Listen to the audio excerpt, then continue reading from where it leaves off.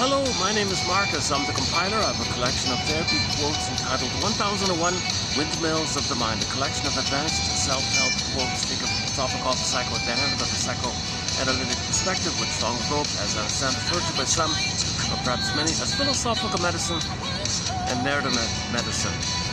Just a quick follow-up from yesterday's video. I discussed the lyrics to the song 2 out of 3 Ain't Bad by the singer Meatloaf.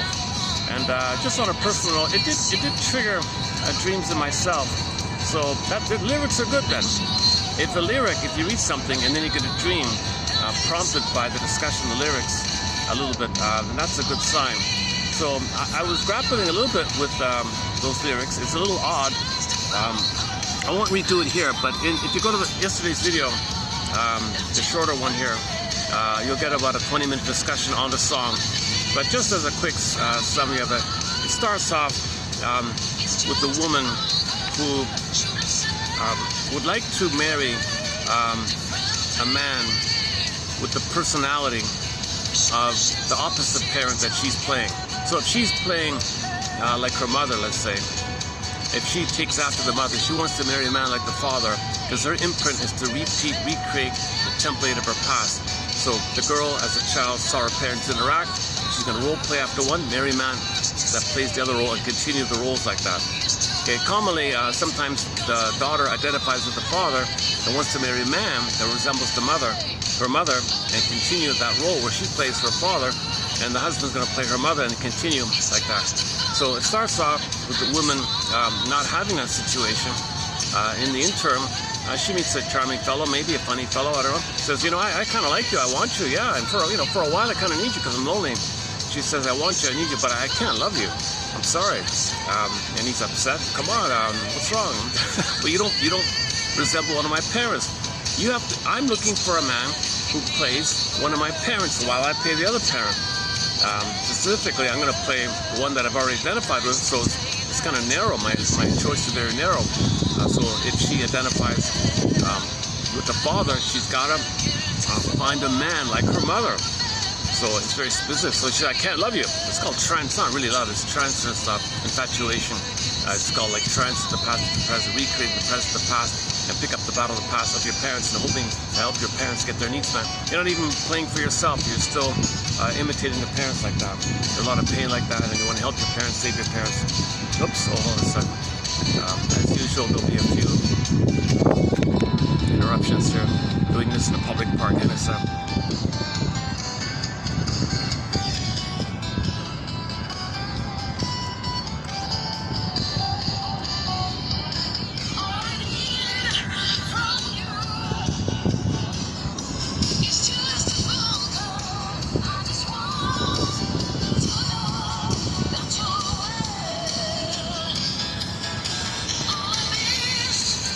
Okay, so for whatever her motivation was, friends without benefits, some friends with benefits or something like that, something in that kind of area. She wants to be amused, entertained, or distracted, or she likes for whatever reason, she likes the guy, wants and needs him, but cannot love him. So now he wants more, of course. So the pressure's on. And he's demanding and clinging like that. Look, I can't love you. No, I want you to love me. I'm crazy about you, girl. I'm sorry, I can't do it. It's not mutual. I'm using you just to kill the time, so to speak. And she's all upset. Please don't leave. Look, you're putting too much pressure on me. You're making it inconvenient for me. I'm going to find another one or something. Or maybe she found the right one she's looking for. So whatever it was, she walked out the door. She walked out the door on a rainy night, on a stormy night or something like that. And he begged her, please don't leave. I'm sorry, dude. I want you, I need you, but I can't love you.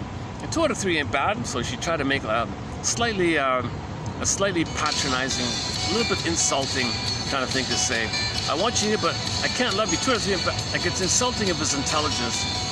To say something like, I want you, I need you, but I can't love you, 2 out of 3 ain't bad. You're ignoring the proportionate value. It's kind of like saying, I want you, need you, but I can't love you.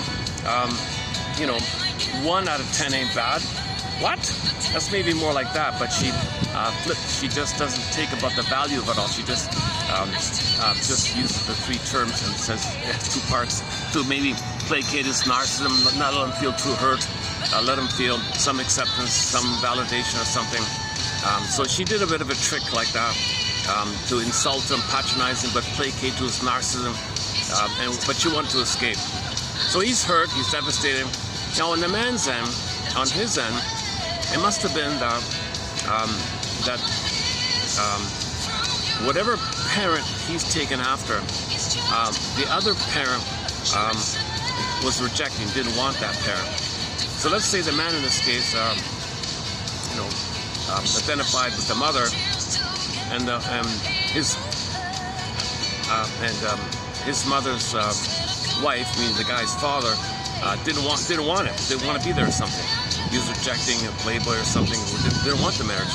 So he plays after the mother and marries a rejecting woman with that girl, or wants a girl like her. Oh, you're just like my father, who rejected my mother. I'm going to play her. Now I'm going to continue the battle on my brother's behalf. So come on, stay, because my mother wanted love from my father, but he was always a playboy, on the move or something. So I'm going to play her. I'm going to play my mother, and I need you to play my father. In fact, I'm infatuated with you because it fits the thing for me. It doesn't fit for me, but it fits for me. Please stay. Please play the role of my father while I play the role of my mother, and continue the battle on behalf of my mother to get her partner's love and a connection like that. So I'm only attracted to you because it fits this template here. And my father was aloof, narcissistic, didn't care. So I'm attracted to you because you don't love me. So my father didn't love my mother.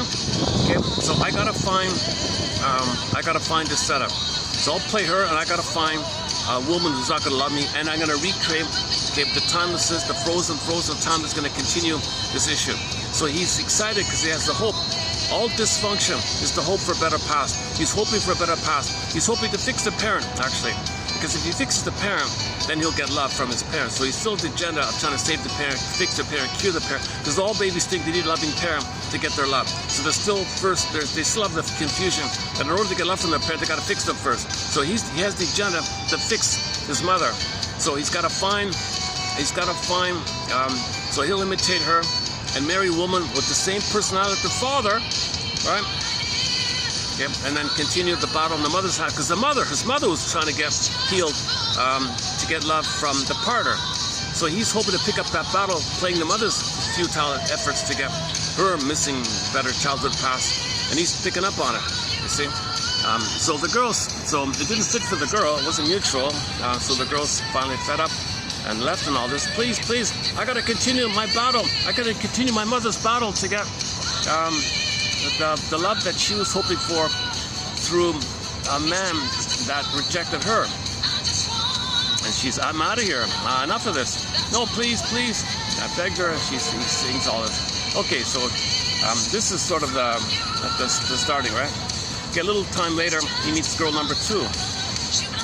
And now, he's kind of doing what the first girl did to him.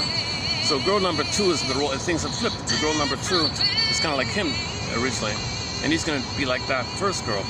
So girl number 2 says, no, please, stay safe. He says, I can't. No, pardon me, a little variation. Girl number 2 is trying to persuade this fellow to be in a relationship or something, to meet her needs. He says, I can't do it. I'm in a similar boat to that first girl. And she was my fantasy. She was my first love, my true love, my only love. Okay, meaning the mother, trying to save the mother, married to mom like that, one with the mother. So it's really about the mother. But he says to girl number 2, the same cynical, sarcastic line that she gave him. Yeah, girl number 2, I want you, I need you, but I can't love you. So she say, oh, please leave. No, come on. Now he's doing a narcissistic desperation. No, I really need you. Isn't that good enough that I need you? No, I want you to love me. I can't love you. I want you, I need you, but I can't love you. 2 out of 3 ain't bad, right? No, get out, go. So now he enters into some kind of charming playboy routine, and he's trying to do some advertising trick, some kind of silly, annoying advertising trick. Look, why aren't you satisfied with me wanting you, need you? Why aren't you satisfied that I can't love you? Why don't you accept that I can't love you? Because I kind of need you, and I want you, but I can't love you. Why can't you accept this deal? The girl's basic common sense. No, if you don't love me, I can't do this. Oh, come on. What? 2 out of 3 ain't bad, right? You can't find. Don't expect perfection. You're not going to find gold on the sandy beach. You're not going to find oil on a city street. You can't find a coupe de ville lying at the bottom of a Cracker Jack box. Won't play the drums. So he's trying to persuade her to be okay with the setup, that he's going to use her,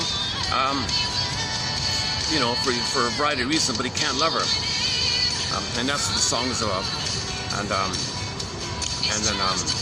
And then he explains to her the reason I can't love you because the girl number 1 told him the same thing. I love you. I need you. I can't love you. I like that. So that's a bit of an interesting. It's an odd song. I discussed it at length yesterday. But oddly enough, I am repeating it here this moment because this morning I had a little bit of a first love kind of dream myself. I thought, oh my God, that came up from that silly song because that song was a huge major hit on the radio. It was all the time on the radio. You hear the opening piano notes immediately, you know what it is. It's like #1 on the top charts for who knows how long. 1977, best hit of the year or something like that. It's up there with More Than a Feeling and a lot of other #1 songs. It's one of the greatest pop songs of all time. 2 out of 3 ain't bad. Lyrics is kind of upsetting. It's kind of sad, but maybe there's something to look into. Maybe kind of a little gristle there, look at the truth or something. So I think the gristle of the song maybe provokes this provocative. It's a little triggering. The song's a little triggering. It's filled with deception. It's filled with inability to love. It's filled with narcissism. It's filled with desperation. It's filled with the hope that you want to get love in the past, but you can't get it. It's the hope called transference love, limerence love, obsessive love, puppy love, infantile love, passionate love, this kind of romantic love, where you're hoping that somebody in the present, well, either it's your mother in the past to love you, or plays one of your parents and you play the other parent. 2 versions of it. But you're not really in the present in companionate love.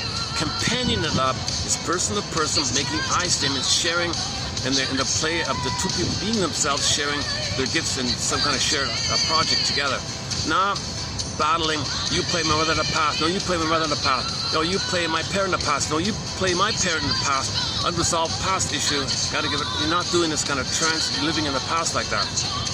So that's a common thing with all these love songs. And it's not really love songs, they're transference love. 99% of these songs should be called transference love, or obsessive love, or limerence, or puppy love, infatuation love, spellbound stuff, lovesick, mad, love leads to madness, love hurts, that kind of stuff.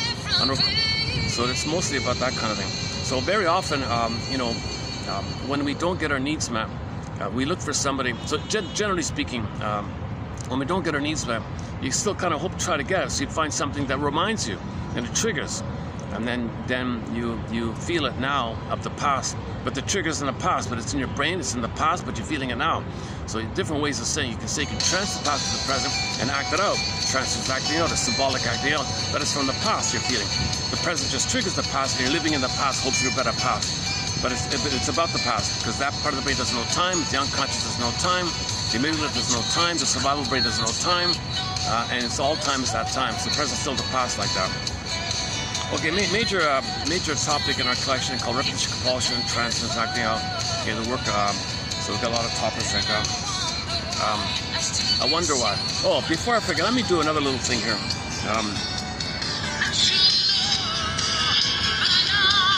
Okay, thank you, Angel's Whisper. All right.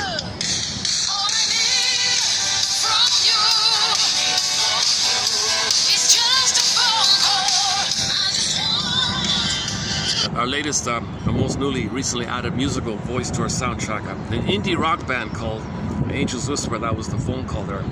It's on YouTube. It's got a lot of views. It's a music video and all that. Luckily, it's available to play. Okay, now while I was, because of Valentine's Day, things are. I had to change my route to the traffic. So this will be a shorter video. I'm in the park a little early here. So this is going to be another short video. Yesterday was only an hour and a bit. This will be maybe a little bit likewise. It's really a lot of events and things. So, but anyways, while I was stuck in traffic, even this early, I came across something that I've been delaying because I'm not a shrink professor. Okay, disclaimer, I'm not a counselor, not a therapist. I'm not a doctor, no master's degree. I only have a BA. I'm the compiler of the codes. I find codes, post them, discuss them, and just brainstorming, free associating. And hopefully 1 out of 10 of these codes which we post in every video will be of help to anybody like that in their journey like that. So something I've avoided because I'm not too experienced in it. I don't have any experience really. Is this whole thing about the group therapy. Now Masterson commented in a recent quote that if the people are psychologically minded, they want to get better, they can do group therapy. They're like neurotic, but not too. They're not narcissistic, or they bully pattern, Iago pattern, too cynical, too sarcastic, too embittered. Not that kind of character, so-called more the severe stuff. If it's more the milder neurotic, they can benefit from group therapy because like a lab, it's a social lab. You get feedback from everybody. And you recognize yourself and others. A little familiar, sit in a circle, it feels safe. You can grieve, and people have the ability to grieve. That's a big requirement like that, and you can learn about each other. So the group therapy is generally for higher functioning ones. If the person's too troubled, like a narcissist, it doesn't work because they'll play games, they'll hide it. It doesn't work. Anyways, people with more jungle mentality, the more trauma, the more jungle of the mind, right? Narcissist, bully, Iago, etc. So they don't even bother with therapy. They're just in survival all the time. They can't admit vulnerability or share a feeling. Like they can't do it. In fact, to do so, it triggers the pain in the jungle again. So that's why they hate vulnerability. That's why they don't want therapy, because if you touch something vulnerable, like you were hurt, your mother hurt you, that triggers the pain. You don't want to feel the pain.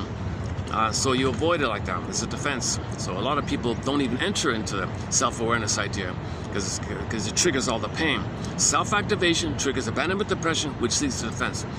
But if Master is saying, if somebody with lower functioning BPD or narcissism or something like that, they got to be a one-on-one, because you need that one-on-one to be able to face it, because you can't escape. In the group, you can escape, you can disperse, you can highlight. So it's too easy. You don't get better.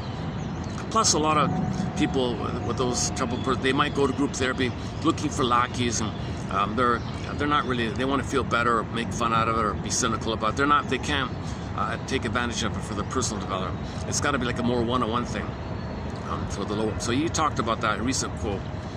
Lucy Holmes, we posted a quote from Lucy Holmes, who also does group therapy, and she encourages people to talk and make I statements, progressive emotional communication. And she just wants to encourage people to speak up, like that. So she doesn't really differentiate who's in the therapy like that. So this topic so just in the cab on the way in, I just found one guy's book on the history of group therapy. And I had in the back of my mind, maybe in the future we'll dig into this topic. We've got 62 topics on the go. So at some point in the future, I think it's got to be a thread. This whole group therapy thing. So this quote is a good, solid kind of introductory kind of quote to it. I'm not getting to the Mr. Bion stuff. It's too trivia. It's too obvious or useless. I don't really get into that kind of. It's an interesting trivia idea, but it's not really practical, I think. So here's just sort of a general kind of overview, introductory 101 kind of quote on it before I forget here. So this will be in the pipeline in the future at some point. So we'll group therapy or group treatments are capable of mobilizing strong forces for change. So again, it's a container. You're safe. Number one, you sit in a circle. So you feel safe when you sit in a circle. The limbic system soothes you by sitting in a circle because you feel safe. Okay, then the stress goes down, you can think more clearly, and you feel safe. You might have some serotonin above the pain you're feeling, so then you can think more clearly, more blood to the cortex, right? If you're stressed, okay, the blood goes to the limbs and you flee or fight, right? Fight or flight, stress response. So you want to sit in a circle, something like that. The Rose idea, no, it triggers the schooling, all the pain of the schooling. Doesn't work. You got to sit in a circle. Okay, so group treatments are capable of mobilizing forces for change. The group, which is sometimes referred to as a cohesive social microcosm, okay, it's kind of like a little village, I guess, what he means here, and being in like a little mini town, like a little village in the room, right, sitting on the floor in a circle on mats, I guess, it can exert considerable influence and pressure on people to participate. So because it's like a village, everyone's got to be involved like that. Yes, there are roles people may play, but anyways, they're gonna bring their childhood into the group, and it's gonna be exposed in the group. So how they behave normally with their childhood, their past, it's gonna come up in the group at some point. That's like a little laboratory like that, so you can see it. Okay. It is capable of eliciting the typical maladaptive behaviors of each of them. So, okay, their neurotic stuff is going to come up at some point. So whatever neurotic personality each member has, at some point it's going to be exposed in the group, right? And then the others can, maybe provide feedback, observe, and there may be some help, a huge benefit, because other people can see your blind spots, but you can't see your own blind spot. Hence the Aesop fable, right? You have 2 bags, everybody carries 2 bags, one behind, one in front, so you can't see your blind spot, but the bag in front, you kind of maybe can see the blind spot of other people's, but you can't see your own blind spot. Similar to the ancient image of the camel 10,000 years ago with the Nubian people, the camel can see the hump on the camel in front of him, but he can't see his own hump. He can't see his own blind spot, shadow, unknown, repressed, like that. You can't, but you tend to see other people's blind spots, but you can't see your own like that. So the group therapy, they're going to bring up your blind spots, right? As a huge help like that. Now you have to clean it out. Sometimes they slip in their anger. They might displace their anger at somebody. If you remind them of something, you got to parse it out. There could be a lot of, but if it's smoke beam, there's some truth to it. If it's direct, it's not helpful at all, right? Okay. So the participant can subsequently practice, and it's a practice ground. You can try out new healthy behaviors of speaking up, making eye statements. So you got to learn to make eye statements. Big thing here is when someone, Joe, when you said that, it reminded me of my old childhood fears, the antecedent coming up. I'm feeling it. It's from the past, in my head from the past. I want to share this. At unmet need, you name the need. If you have safety, connection, community, something consistent, something a safe home, a quiet home, whatever. He has certain basic needs for a child that wasn't met. He felt things were chaotic, he felt scared, and that's coming up by his comment. You're not blaming him, but you're just pointing out that he was the catalyst to help you be aware of something in the past. So it's kind of like you feel safe, so it comes up and you talk about it, and then you might look for empathy or look for understanding. So when this happened, I felt such and such, just to start it off with. Okay, so Rosenberg has the acronym OFNR, O-F-N-R. Observation for the present. That's what you see, what you notice, not a judgment. Just I noticed you said that. Okay, feelings and needs. Okay, observation. So needs met, feelings pleasant. Past needs unmet, okay, abandonment, depression, and you try to be specific about the unmet need. Try to name the unmet need feelings. And the request can be about checking in with how other people are, because they might get triggered through sharing. They don't want to do that. You want to make a clean eye statement. So this whole topic. All right. So you can practice making eye statements in groups. I think, yeah, that makes sense. Okay, the process is commonly referred to as interpersonal learning. Okay, a new phrase there, interpersonal. There's probably a whole vocabulary of jargon with group therapy. Yeah? There's probably like a separate branch of therapy. Yeah? Other participants may learn through observation and imitation. So, okay, we're all learning. Simply recognizing that others share one's difficulties, right? The universality of things, right? And helping others with their problems. That's like can be therapeutic as well. So the universality factor, the altruism factor, where you're helping others. Okay, so these is all considered in the therapeutic mode here. It's a positive area. All right, now in the group therapy, things that commonly happen can be triggers, right? So you can use it, right? So if common events in groups such as somebody's lateness, absenteeism, or even dropping out often trigger feelings and conflicts similar to the reactions that the participants had toward people whom in the past that they lost or something. So yeah, so if somebody's late, it might remind you of when your parent was late. someone quits, it might remind you of somebody abandoning you in childhood, things like that. Although such events are usually regarded as disruptive and problematic in most therapy groups, they can be examined and used productively. Yeah, and especially when you're focused on grieving, admitting your losses. Oh, this is about complicated grief. This group is focused on grief work group, yeah.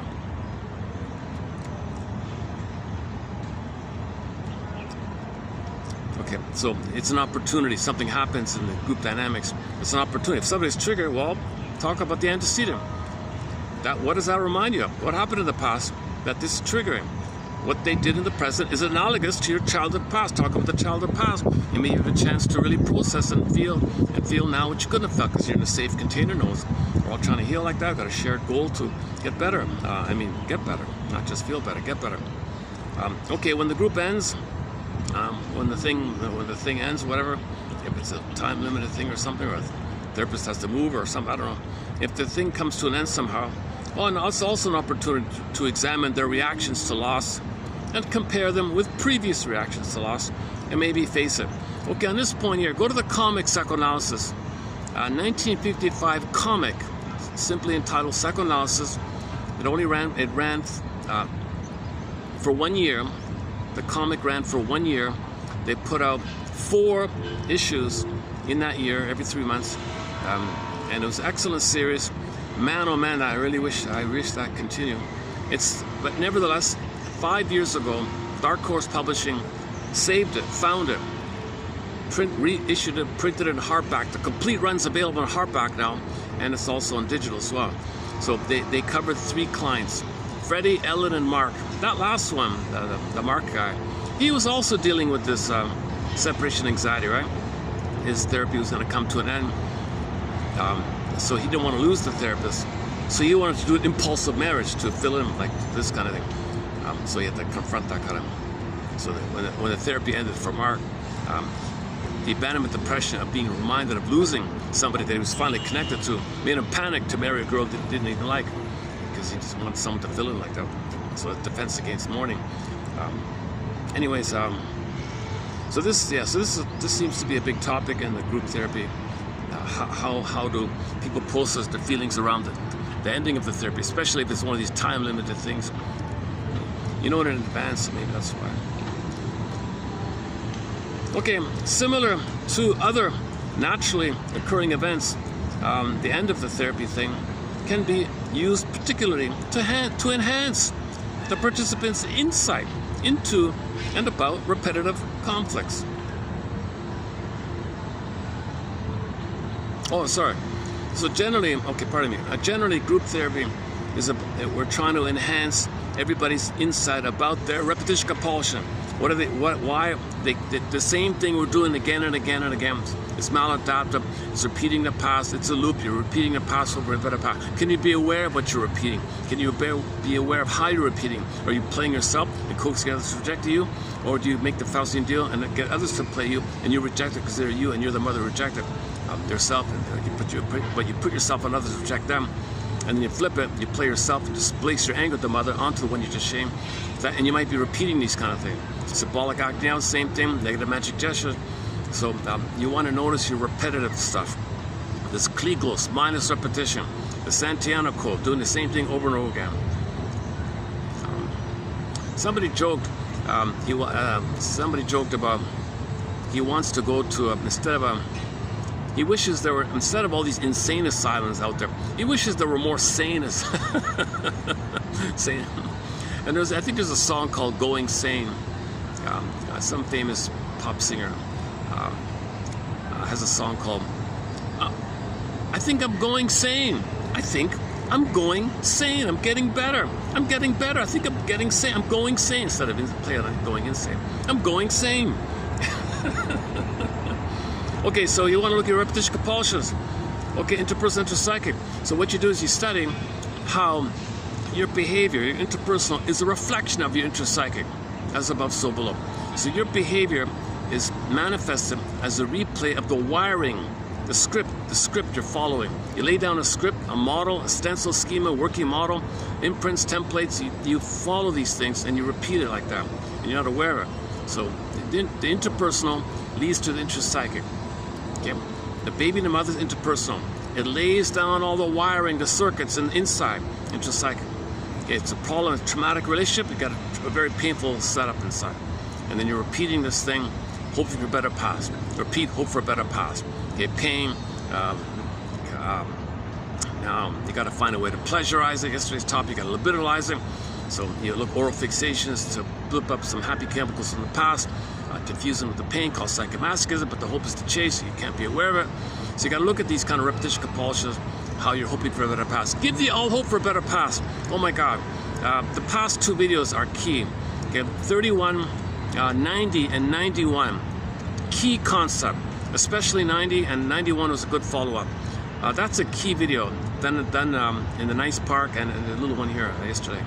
That's a key one there about how dysfunction is the hope for a better past. Give the all hope for a better childhood past, and you can only do so if you consent. You admit, like emotionally admit that it happened. You didn't like it, but it happened. You got to have an acceptance about the past, and then now you allow the parallel, the acceptance or some sense of okayness that you can take the road that wasn't taken, the original road that you should have taken had you been loved. Now you can take up that road, kind of thing. That's discussed yesterday. You know, actually, hang on a sec. A quick follow-up. In 93, hang on a sec. In 93, there's a quick follow-up, yeah. The first quote on 93 is just a quick tag on. We want to find a way to change our feelings about what happened in the past. Not the facts themselves. Because you want to change the effects of the past, right? We want to find a way to change our feelings about what happened in the past. Not the facts. You can't change the facts, right? Enabling the nervous system to experience a potential alternative reality that can facilitate a change in the meaning of what actually occurred. So you want to change the meaning, understand it? Well, you get it. Okay, empathy. Mother was impaired. Well, it changes the meaning. She didn't mean to hurt you. So you want to change the effects of the past. If you understand, mother's impaired, mother's hoping better past on her end. She had emotional dyslexia, emotional warping. She had a personality issue. She could be in the present. She traumatized herself. Maybe she had attachment trauma, relational trauma, interpersonal trauma, straining trauma, weaning trauma, other kinds of trauma. And she couldn't be in the present because she's living in the past, hoping for a better past. She can't be in the present. So the mother was hoping for a better past, had a baby. She might even turn to the baby to use the baby's symbolic mother in her solipsistic bubble to treat the baby like a standard missing mother to nurse her, and she's in a solipsistic state, not seeing the baby scenes like that. So this is part of the understanding that the mother was traumatized over the past, and symbolically turned to the child as symbolic mother for her, symbolic acting out. So this is part of the process of understanding the mother was impaired, didn't mean to do it. So a little humanity, and she's coping the best way she can. Now you loosen things up. Well, wait a minute. Okay, I get it. Okay, I'm sad about that, but I admit it happened. Now you're moving towards setting it up where you can change your feelings about what happened in the past, enabling the nervous system to experience a potential alternative reality enabling the nervous system to experience a potential alternative reality can facilitate a change in the meaning of what actually occurred. So that means you don't got this bittersweet thing where you got to fix the mother, save the mother, like yourself. You don't have to do that anymore. You're not guilty. You thought you were after the trauma to get along with her, but you weren't guilty. But you thought after the trauma, so you got to face your guilt complex. So you're not guilty. No baby's guilty. But when the mother hurts the baby, he thinks he's guilty to get along with her to account for the pain. He thinks it's his job to save the mother. Isn't it bittersweet? Isn't it bittersweet that a baby's going to try to save the mother fix the mother? And that's a map in the mind, and you go through life trying to save your mother in the theater of your mind, and you're stuck like this. Yes, again, 90, so I'm talking about the past 2 videos, 31, 90, and 91. Okay, let's go back to our group therapy. Well, that's pretty much it. Oh no, hang on, it goes on, okay. So we study how the intrapsychic functions like a stencil. This stencil, you overlay it in the present, and you see the present through the filtering of that stencil. You only see what's in the stencil. So you cherry pick, distort, twist, wrench, twist, and you only see based on the stencil. So you're dealing with the past. You're seeing it. You're seeing every day in that past. You recreate that, what caused that hope painful stencil, hoping for a better stencil, in other words. So you study this kind of thing. Okay. Object relations theory is the study of the internalization of interpersonal relationship.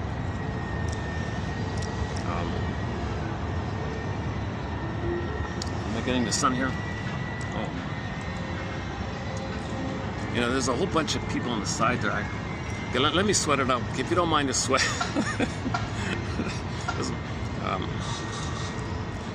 Disclaimer, I'm not a professional speaker or actor or anything like that. I have not been analyzed. Played Joni Mitchell's song "This Flight Tonight," made popular by Dan McCafferty. I'd be on this flight tonight. Do a full analysis and reclaim what's in my bag behind. You put it in there in the beginning, you want to get it back, right?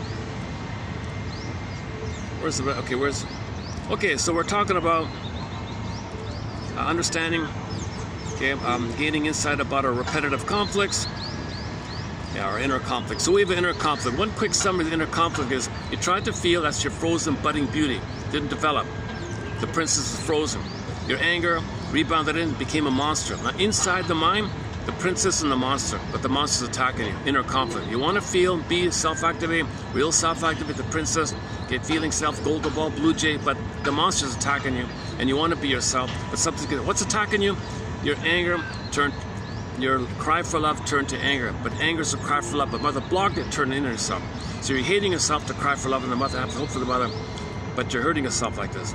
So enter desperation. You look for cookies and things to comfort you, and the pain co-opts it, and the pain makes you dry. Now we're devouring like this, and you don't want to know it because the id says to the ego, cover me.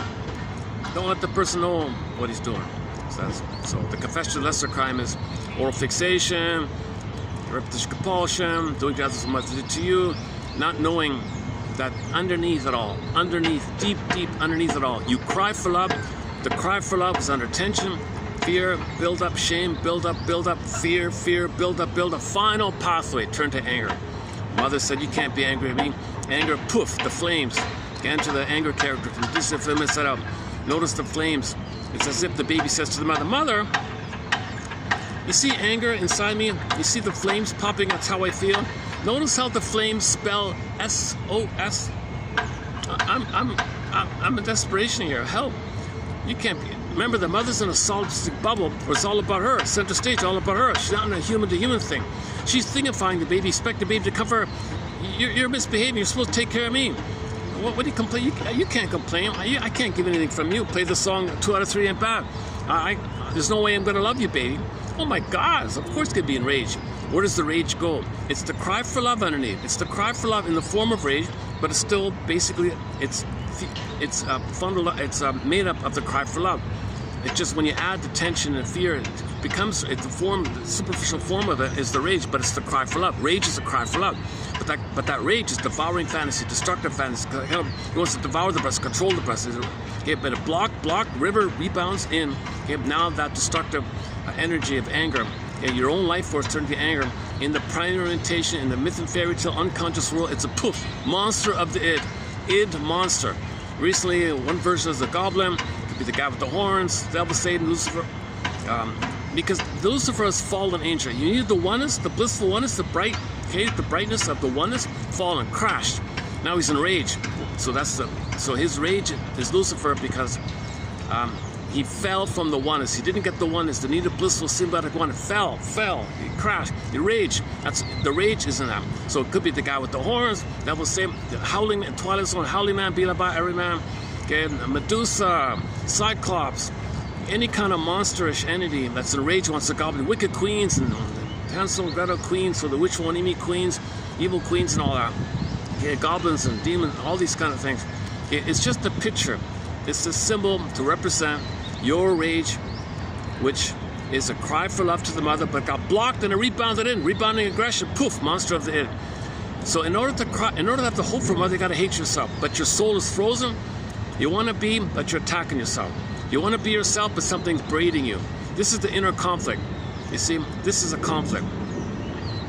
And no matter where you go, this conflict will follow you. No matter where you go, This conflict follows you. So you have to face this conflict, heal this conflict, air it out, bring it into the light of conflict. Have a candle, have a lantern, identify this conflict, and then your anger at your mother will go away when you understand her. Understanding was a big help, and mourning at the loss, admit the loss, the grief, admit the loss. Mother didn't love you, she couldn't love you, and then your anger goes away, and now you can be yourself. Now you can practice trial and error about what you like, curiosity, and go back to development where you explore what you like that.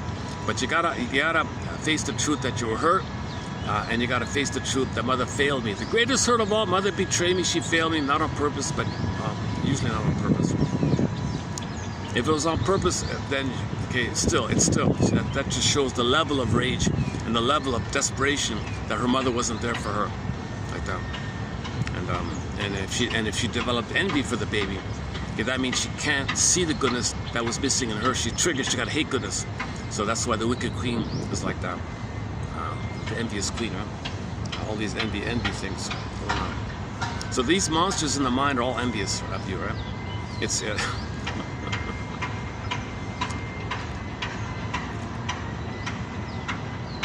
because it's linked to the mother who hated to be reminded and hated to be reminded of it, so she squelched it. So this is manifesto when people say, get over it there, now, stop it, stiff upper lip, get over it, chin up, all these kind of things. Discussed yesterday a little bit. Yeah, that was discussed. Actually, that quote's below, yeah, that quote's below. I'm baking here. I guess I better chin. Let's see. How are we doing over here? Hold a second. Okay, maybe I can move over here a bit. Give me a second. Why don't I just put up a song? Let me move my chair here. I think I can make a slight adjustment here. Hang on a sec here. Let me try. Oh, should we play two out of three? Oh, we played it twice already. I played it twice yesterday. Let's just pick any kind of random song here. Beatrice, dear.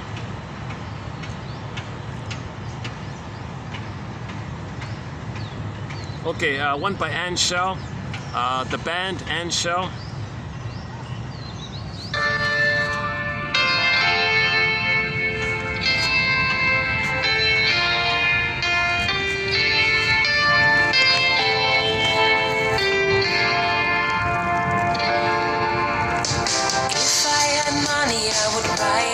So by the sea,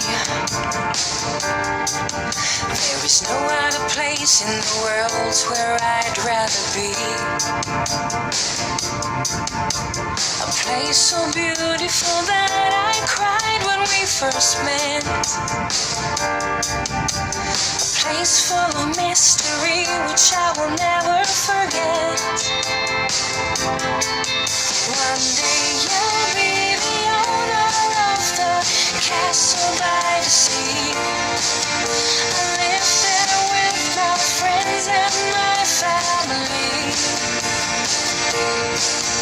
and we all be singing and dancing till the sun goes down, until we all fall happily asleep. If I had money, I would give the homeless a home. I take them to my castle and never leave them alone. A place where they will all feel safe and secure. A place which they would never want to leave for sure. One day I'll be the owner of the castle by the sea. I live there with my friends and my family, and we all be singing and dancing till the sun goes down, until we all fall happily asleep.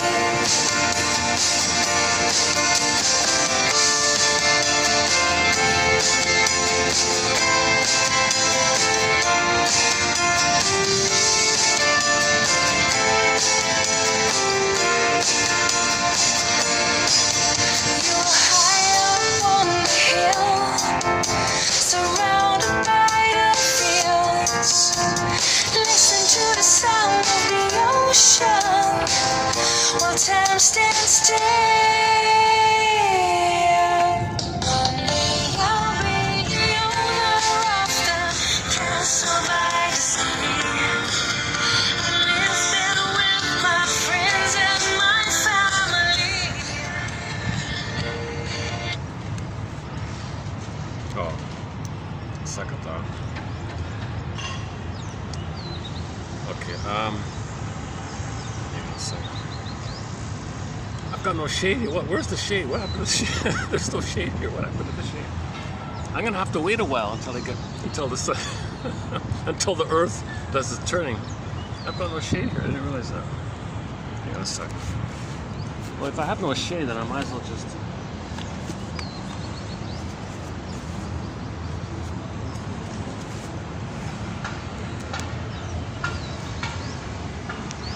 Partial shade here. All right. In response to this, free up the land. This is ridiculous. You know, somebody owns all this land. 90% of the unused land is just owned by one guy or some ridiculous thing like that. Free up the land. We can create 200 new countries easily.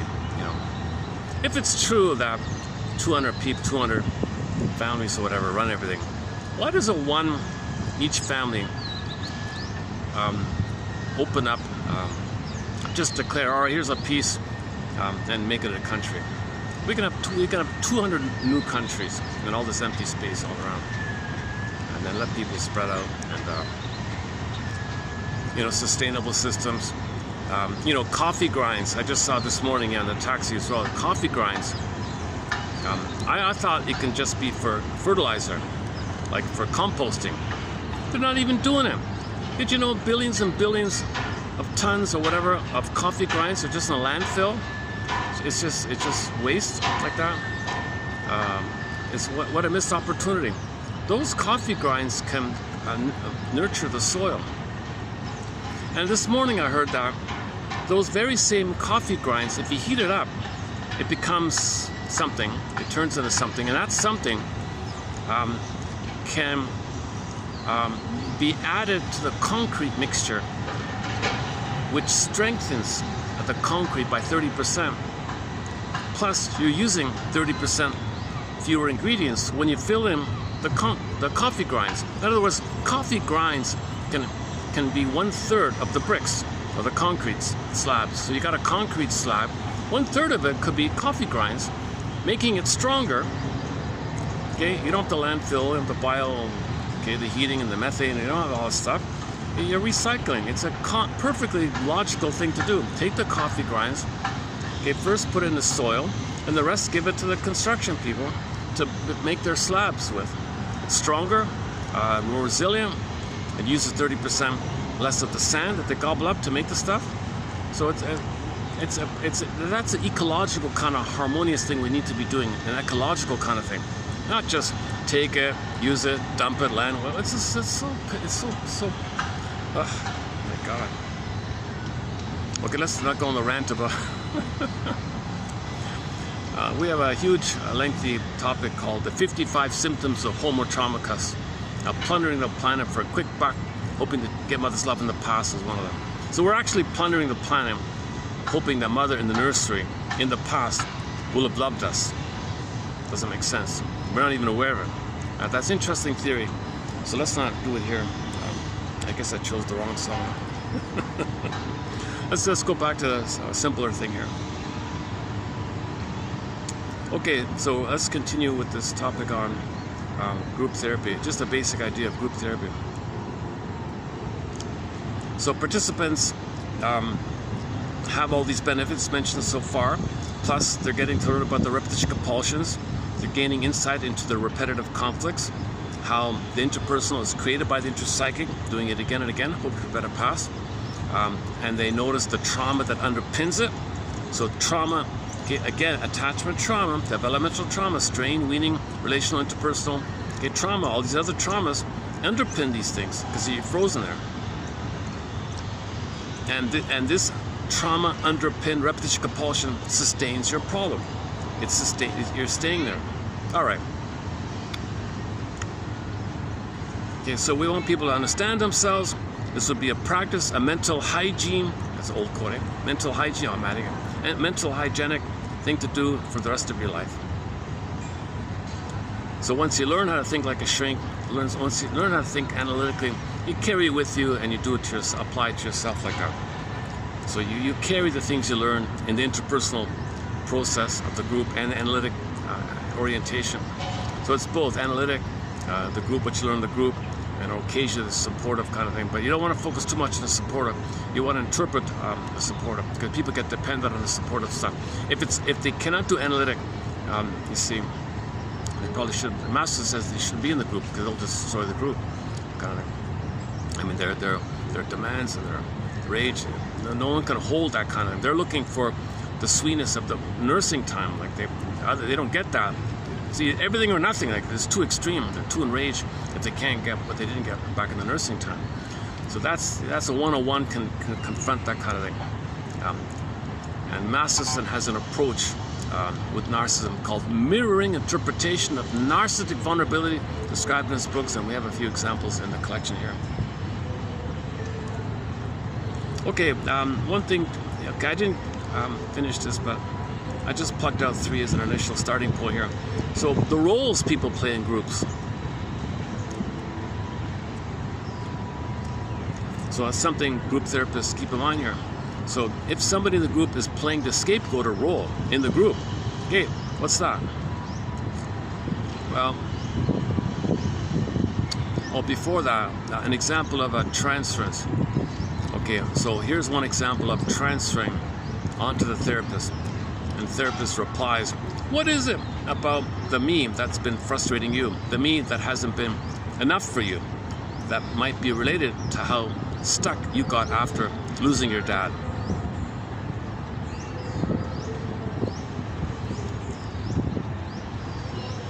Okay, so the issue you have with the parent, you might transfer that issue onto the therapist because the therapist, authority, know-it-all, helper, that's supposed to be authority, know-it-all, helper. It kind of triggers that, right? He's not your father, but you're unknowingly going to transfer the father onto the therapist. And if there's a problem with the therapist, it's not about the therapist, it's about the father, so you want to bring that up.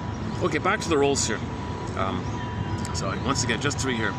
For example, the scapegoater role. Some clients in the group will play the role of the scapegoat. Why? Well, first of all, this is well recognized in group therapy.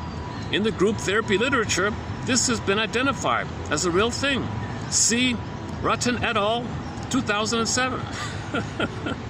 This role is played when a group member elicits disapproval or condemnation in many ways. For example, by saying what others only think, but usually by goading the group into seemingly a self-destructive fashion and wanting the others to hate him and criticize him. They're goading others to hate them. The role of this expresses the wish that the therapist facilitate the expression of angry and aggressive feelings about the losses. The therapist is often the only ally that the scapegoat could possibly find in the face of the general disapproval that has been elicited.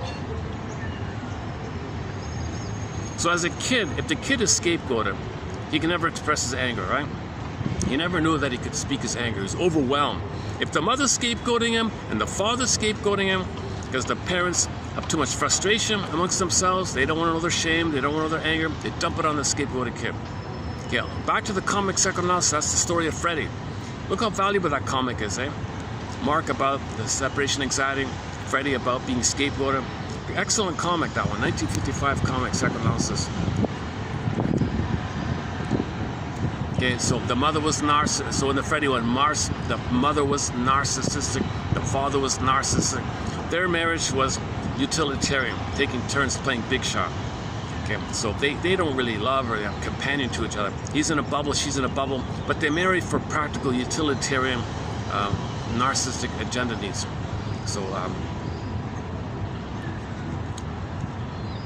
she's using him, he's using her. They hate each other, separate bedrooms, whatever, those kind of things. So they don't love, they can't love each other. There's no companionship there. So all the frustration he feels and she feels, aha, let's have a kid. They'll see the kid as their shame, no good. He feels shame, put it on the kid. Sees it on the kid. Interacts with him in that manner. So he doesn't know what's in himself. She's doing the same thing. The anger he feels, it displays onto the Freddy. He does the same thing. That keeps the two together. Now the kid, the scapegoat kid, plays this role to keep the parents together. They go along with it. They don't know they're angry because they want to get the parents, they want to help the parents. The kids are diplomatic. They wanted their parents to get along with it, so they suffer like this. So they scapegoat like this. It keeps the parents together, right? Because they don't face each other. Whatever shame and anger they feel between the two of them, they put it on the kid. He's wrong, he's no good. Yeah, he's wrong, he's no good. Yeah, I mean, they always talk about the kid. Poor kids. Oh my God, what's going on here? What's going on here?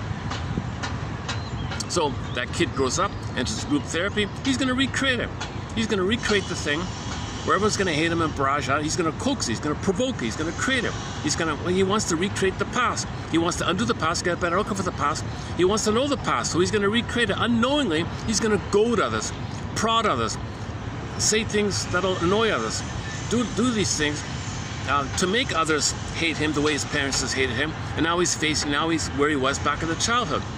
Now he maybe kind of hopes what's going on here is the therapist is meant to identify that as a child he couldn't speak up for himself. So maybe he's hoping the therapist can teach you. Why don't you speak up for yourself? You created this so you can now speak up for yourself, because as a child you couldn't speak up for yourself. Back up, so the child couldn't say, back off mother, back off father, see a shrink, you too see a shrink.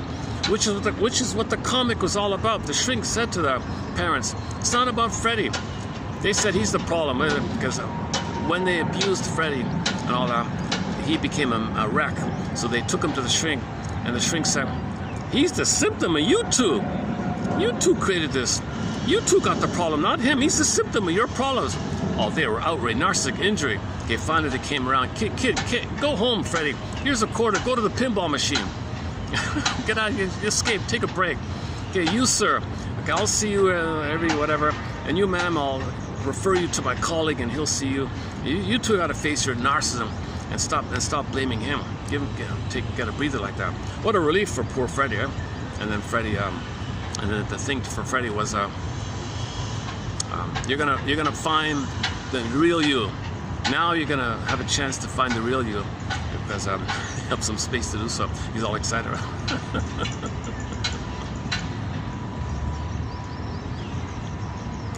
Okay, so that's my working understanding of this idea of why somebody in the group would coax others to hate them, because they want to recreate how their parents hated them.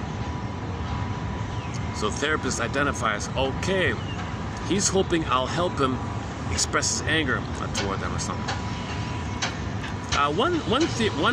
One quote about family system theories: if the couple has the first kid and they're narcissistic, right?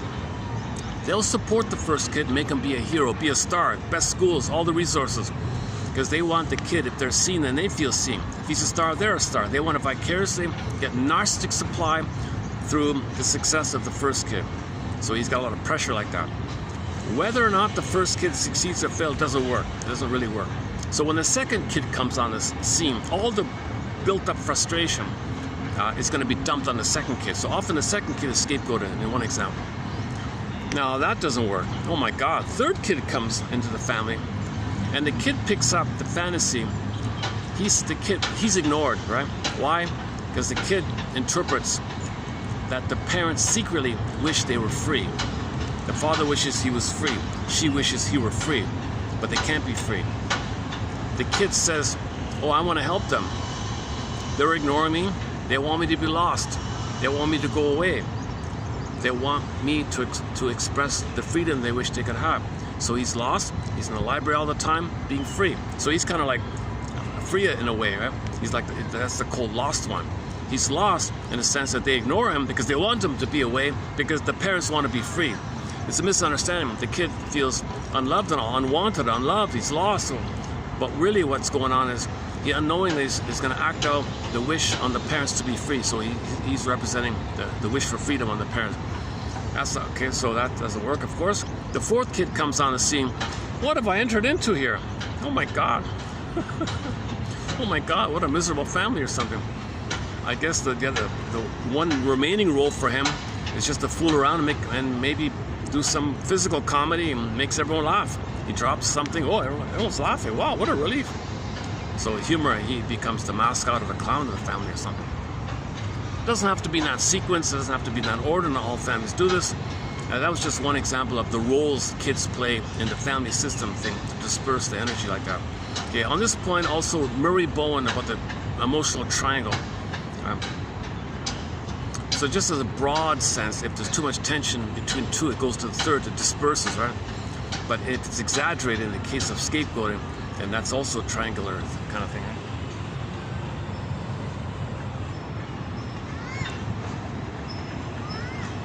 Oh boy, I'm baking here, huh? All right, let's keep going. Okay, second role that group participants might, if this stays in the sun, it freezes. This budget full can't handle heat. This little mini one I'm using is okay.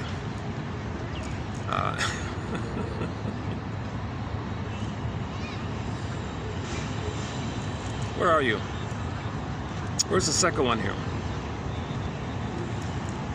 Okay, okay, another role that some participants in a group might play, he calls here the monk role, like the quiet, introverted one, right? The monk role is played when a group member appears to keep a bow of silence and deflects attention to others. No, it's okay, you don't worry about me, bow of silence. This role expresses the wish to be recognized by the therapist and to be singled out as deserving of attention. The group may respond with gratitude for the monk's selflessness, or with irritation about the monk's resigned endurance. Okay, so presumably the kid maybe was ignored or something. Sit in a corner, be quiet or something. So the kid was trained to be a monk, right? So parents didn't pay attention to him. He wasn't rewarded for his good behavior. Maybe like that. So he recreates in the present. He does the monk thing, the good quiet boy. And maybe the therapist is meant to know, oh, I see. He wants some recognition for his hard work. He wants recognition. He deserves attention. He deserves reward for, he never got it. He played the role of a silent, quiet boy or girl, and nothing happened. He's recreating, well, come on, where's my reward? Where's some appreciation? You guys all do this and you're ignoring me. The therapist says, okay, I think we got to give some credit here. He's kind of being still here. He's present, part of the group. He's not taking up space like that. Because as a child, didn't take up space. And the group therapy doesn't take up the monk role.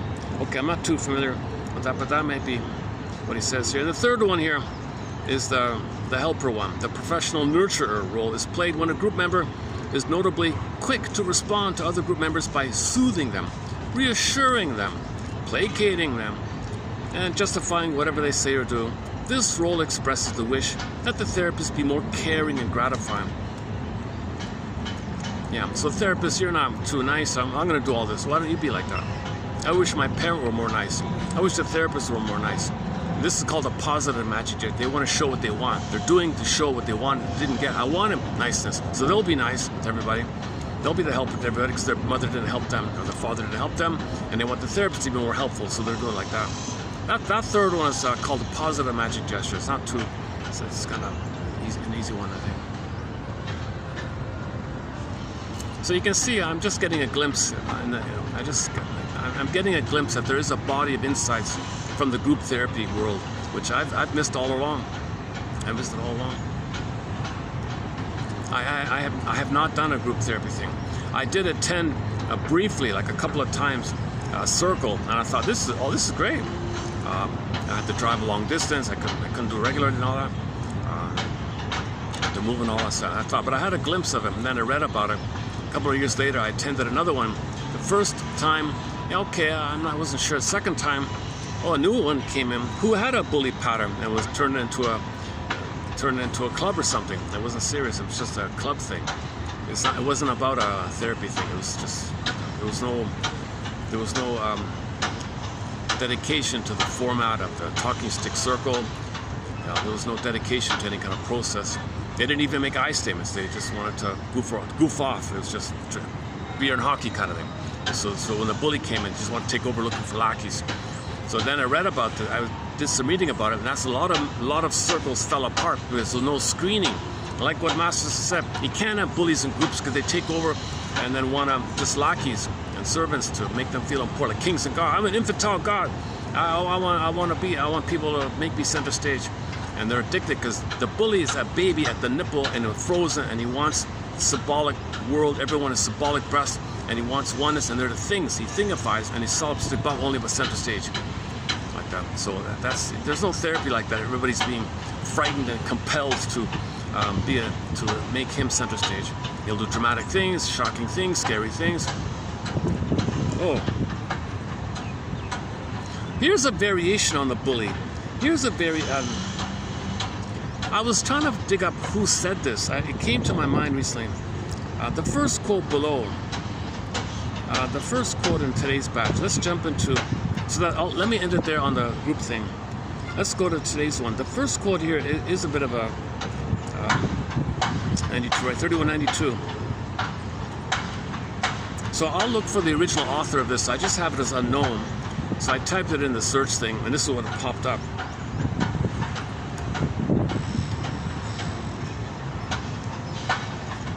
So I'll just read it directly from the. It's one of these like this. The search gave you this printout, right? Is it AI generated? I'm not a. Was it AI mode or something? No, maybe not. I don't. I just typed in the phrase, and it gave you like a little mini essay on it. Ironically, I think I did type the AI mode. I prefer just the regular search. So here's the regular search result. So this is something beyond bullyism. This is over the top narcissism, over the top bullyism, over the top entitlement. This is like another category, which is I'm not a forensic psychiatrist, out of my zone. Maybe psychopaths in this kind of area. We only have one. Can you believe it? We only have one quote on the psychopath about a couple of months ago from an author. But I'm not a forensic psychiatrist, so I have 62 topics on the go as it is. But this quote here probably is going to fit in a psychopath. So if this is an example of a psychopath, then this would be our second quote in the topic of the psychopath. Remember, there's zero feeling or empathy for others, and they exploit and don't care, like this, you're right, that kind of immoral, all that stuff. Okay, sometimes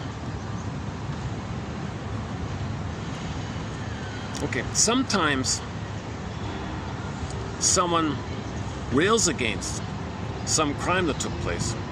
Why? Because the one doing this, they want to take credit for it. This is the way to take credit for some crime they committed. They go on the soapbox and say how terrible it is. That's their covert way to be center stage, be a star. And so they set it up that they did it. It's cynical. They talk about it. They did it. They brag about it, that they did it. But they do it in a coded way. But they're important when they're bombastic, because they look how virtuous they are. But they're talking about taking credit for the crime while by getting credit for the crime. This is how twisted it is, right?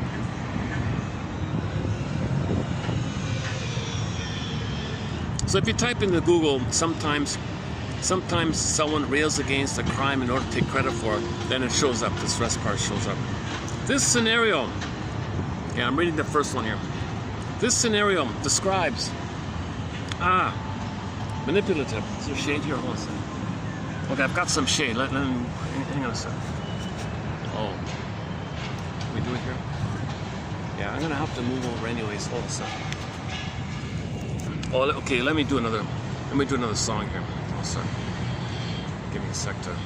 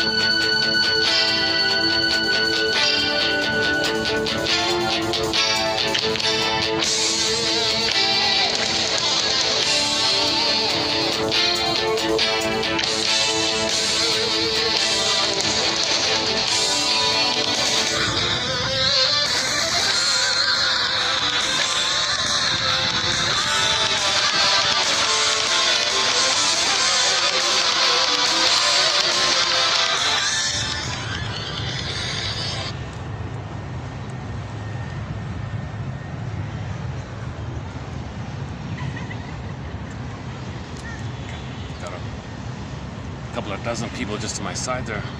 Yes. Maybe I'll cut out the music part for today, from now on here. All right. Sometimes someone rails against a crime in order to take credit for it, to brag about it, to boast about it. Cynical stuff, eh? Yeah, this has got to be a psychopath. No guilt. Oh my God. This scenario describes a manipulative tactic, often rooted in a desire to control the narrative, gain notoriety, or deflect suspicion. By railing against, or loudly criticizing or condemning a crime, the perpetrator acts as a concerned party, creating a smokescreen that masks their involvement while positioning themselves, okay, interesting, they position themselves to claim credit for the act later, or just simply relish in what they're doing. Here's a breakdown of why someone might use this tactic. Okay, so the motive, attention and fame. Some, okay, antisocial tendency, bully pattern, crave the spotlight. See, you've got passive-aggressive antisocials called Iago. They do it covertly and they do it vicariously through others. They're the puppet, right? So there's like the overt one who crave the spotlight, and others who crave seeing others in the spotlight. They vicariously feel it, but they do it in a voyeuristic kind of manner. There's two versions here. Some criminals, especially those with antisocial tendencies, crave the spotlight, publicly condemning a crime they committed only to later reveal they did it. Maximizes their infamy. Okay, reason number 2, deflection and disguise. By acting outraged, like this fake, what do you call it? This as if emotions, you pretend you feel it, right? Like an actor. So you're acting, so you're putting on your, see, they never can have a real feeling. They can only pretend they have the feeling and act as if they have the feeling. Synthetic feelings. By acting outrage, the criminal directs suspicion away from themselves. If they are the loudest voice demanding justice, others are less likely to suspect them. Man, oh man. A very common tactic. The bully makes a big, huge drama queen scene like that. Hysterical pomp. You're not gonna think they're if they're like an hysterical, enraged infant or something. It's unlikely to think about this tactic. It's quite a cloak, eh? Number 3, narcissism or narcissistic control. The perpetrator feels superior by managing the public perception of the event. It is a form of thrill-seeking where they control the narrative from both sides. They control the narrative from both sides. Okay. Number 4, psychological manipulation. This allows the perpetrator to project their own guilt onto others, making them feel, the projector, feeling justified or innocent in their actions.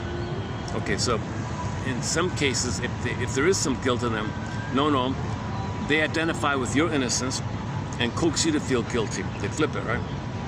I did it at that fusion. So the innocent one, I'm innocent. That's me for the moment. They are who's in front of them. They are the victim, they'll say. Okay?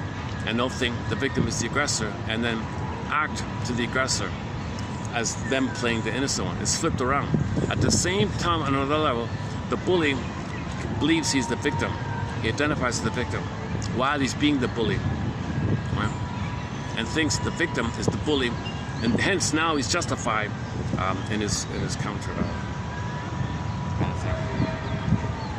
Some people, bullies coax this to have this chance. Bullies look around, look for this opportunity. Psychological manipulation. This allows the perpetrator to project their own guilt onto others, making them feel innocent or justified in their actions.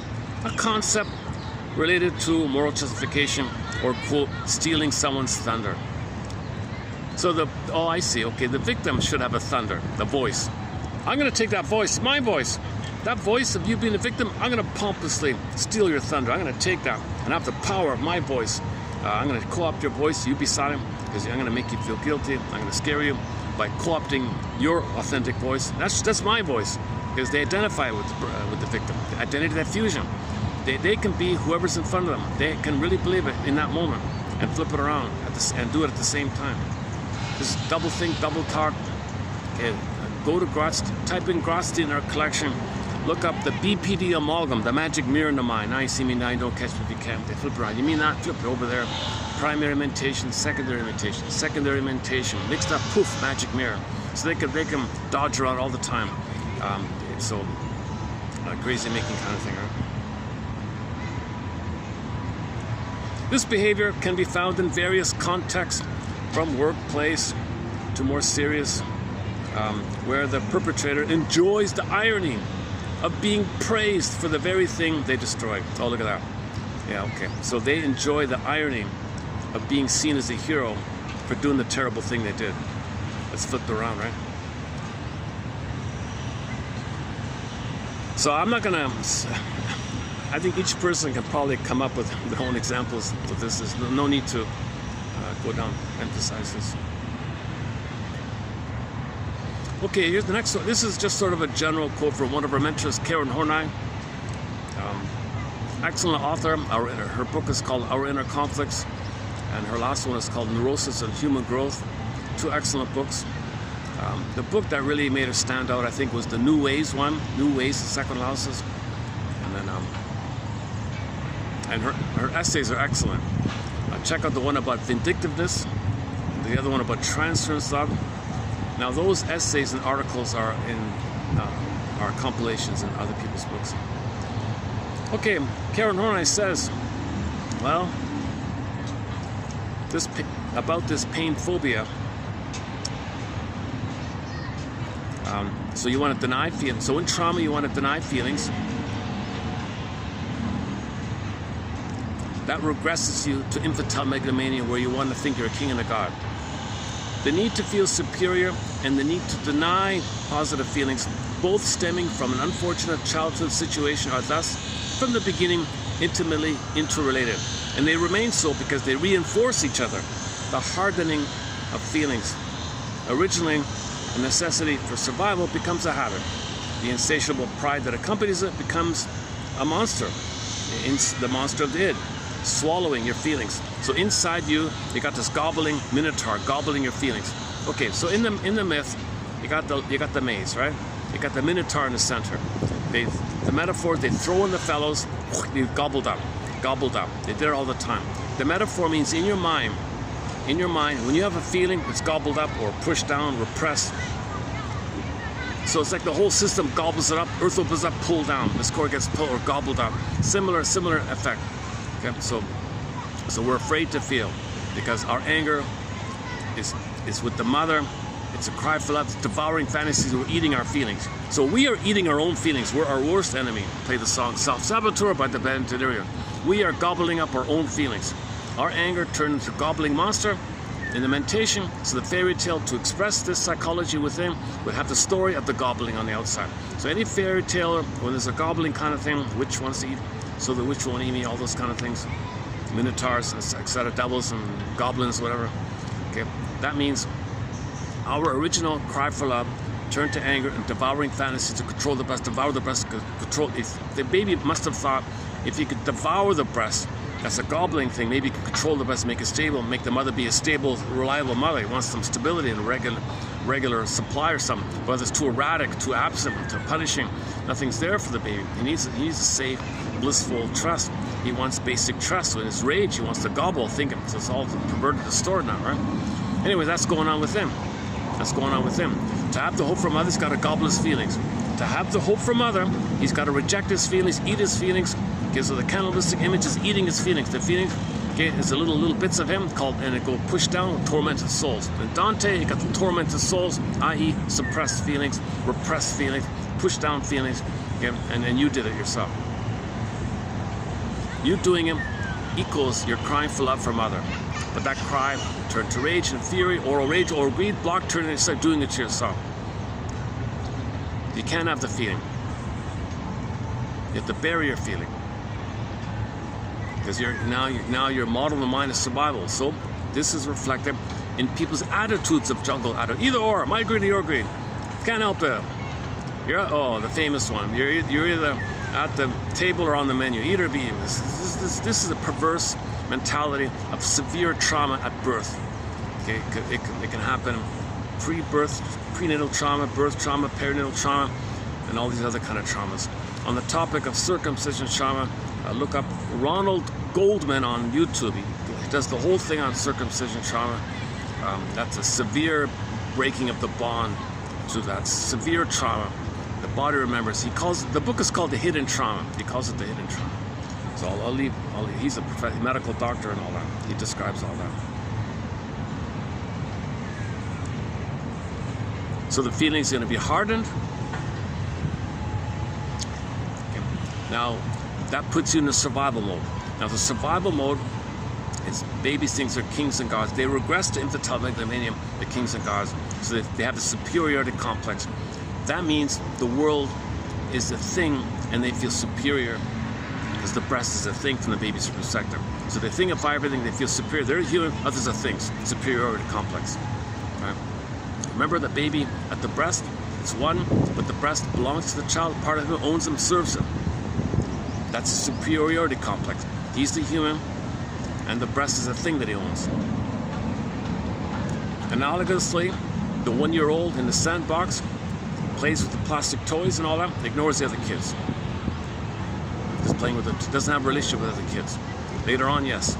Or the girl assigning roles to her dolls. Doll number 1, you play this role. Doll number 2, you play this role. I'm the human, I'm the center, you're things, I'm important, center stage.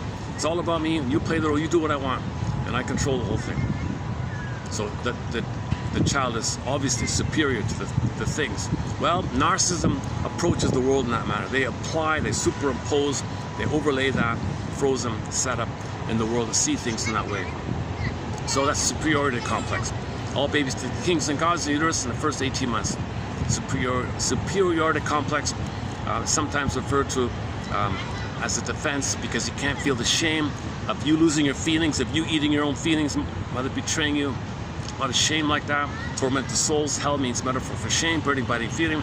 As a defense against the shame, you have a superior as a coping strategy to bury the shame, reject the shame, okay, maintain the narcissism. So the narcissism is superior over the inferior of your real feelings being so devalued. You feel it being unwanted. Your mother unwanted you. That's what they mean here. The need to feel superior and the need to deny positive feelings, both stemming from an unfortunate childhood situation, are thus from the beginning interrelated.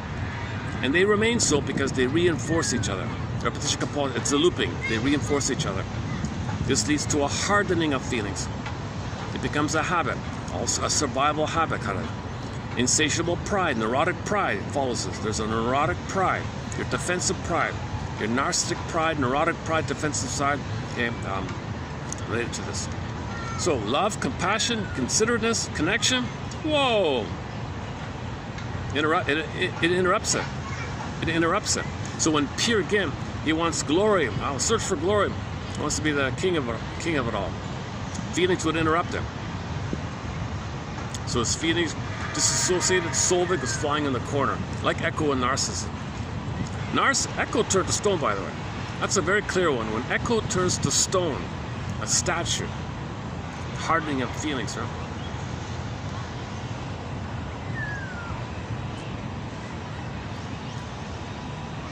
Do we have that? Hang on a sec. Yeah, the one up. Okay, the next one here. Next one here. About the grieving. Okay, one defense against if there is a loss, maybe you can tell yourself, didn't need it anyways. Sour grapes. You can't lose what you never had, or it wasn't important. The refusal to avow a connection, hence the refusal. If you don't admit you needed something, if you don't admit you needed love, you can't grieve. You gotta admit it. I needed love. I needed the connection. I didn't get it. You gotta admit it first. You gotta admit that you had the need, and you gotta admit it wasn't there, and that's a huge loss. So that's the work needed in so-called grief work. Okay, sorrow comes as a welcome visitor, moving my losses to the archives of my life. So you want to welcome your feelings.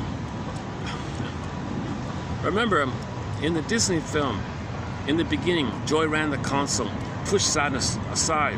Remember, you drew the circle. You stand in the circle here, push your toes in the circle. You stay there, keep to yourself. I don't want to feel sad. No, like, deny, sad, deny. Things got worse for Riley, right? Finally, near the end, oh, I get it now. Aha. Sadness, you got to run the console. I'll step aside. You run the console. Riley grieving. Okay, then joy can come back. All of the joy for which you pray is 100 tears away, sings the singer Bonda Shepherd. Go ahead and cry now. Give in to your tears, she sings. The only way to feel your joy is to have your tears. I forgot that lyrics. Grieving is the organism's natural healing process whereby loss is acknowledged and the organism is made ready, or the person is made ready to go on with life, unaccompanied by that which was let go. So, yeah, so the self-help slogan is yes to the loss, and now you can, and then yes to current. Yes to the past loss, that means you can say yes to the current life. How's it going on? Oh, I got that wrong.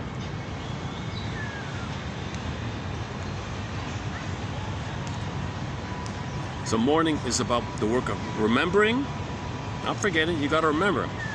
You can see. That's why funerals they talk about. Joe he liked chestnuts. He loved chestnuts. He was always roasting chestnuts, and you might cry thinking about it. You got to remember him, then you can admit the loss if you remember. If you don't talk about Joe's interests or favorite foods, you might. That's a defense against mourning. When you talk about Joe, then you might mourn like that. Nowadays, somebody said they're handing out cigarettes when people walk in. They're all smoked, they're not grieving. Robert Bly said,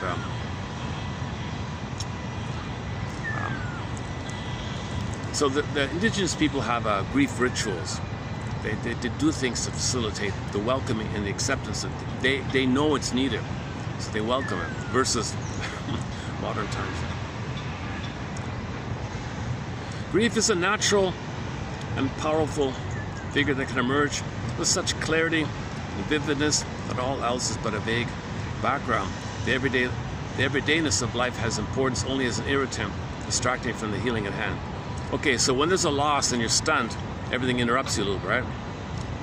So in the clip called Visit from Dan from the Carol Burnett show, she got the phone call that her husband was at the airport gonna fly away with the waitress dumping her. She was stunned. She was in a trance, floating across the room like that. So she everyday life is oblivious to her. If she hits something, it would interrupt her. You know? So everyday life interrupts our grief. Think about people in midlife. They gotta work and things are interrupting them. They get irritable. So we need to make space for this natural process. Modern life doesn't allow it. That's why people want to go off grid in midlife or something. I tried to go off grid. I tried to find a little lot somewhere. Oh my God. Oh my God. Oh my God.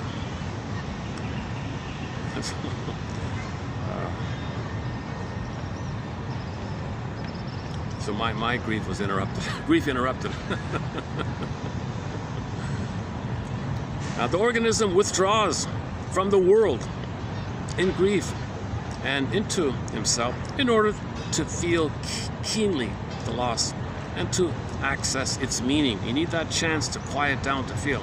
Grief is a natural and powerful figure that can emerge with such clarity and vividness that all else is but a vague background. The everydayness of life has importance only as an irritant, distracting from the healing at hand. This process is to be respected. However, most people have developed a feeling phobia, a phobia of their feelings.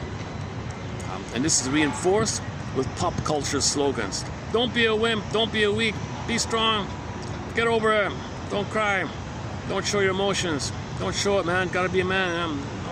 Okay, upper lip, chin up, come on, be strong. Denial of weakness. Messages such as these imply that to feel sad and otherwise to express sadness is a sign of weakness. Whoa, in other words, be strong. The existence of these as highly recognizable sayings gives evidence for the pervasiveness of the script. Yeah, what's the use of boohooing somebody? This one even shames you for having the feeling. What's the use of boo-hooing? Right? There's already a shaming kind of attitude in that slogan. If the labor of mourning, so labor, you're pregnant with grief, you want to deliver your grief, it's called mourning. When you express your grief, the expression of your grief, your sadness, the release of it, that's the mourning. The mourning is the letting out of the crying and the sobbing. That's called mourning of the grief. The grief is kind of there, suspended. It's got to be put to words, give sorrow words, like they say, and so on. If the labor of mourning is, hang on. Sorry, no, hang on. Okay, some people don't want to mourn, because if they don't mourn, maybe they make more friends drinking at the bar, drinking. And I got a benefit here. If I don't mourn, if I'm moping around, I can join other moper arounders. I get a secondary benefit of having company if I don't mourn.